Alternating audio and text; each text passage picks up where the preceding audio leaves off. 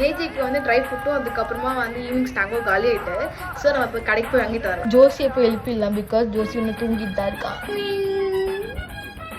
Good morning Joshi.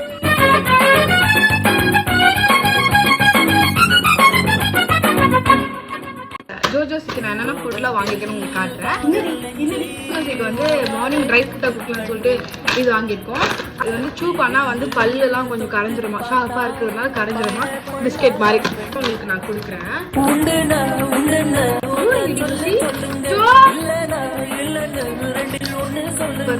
ஓடுது.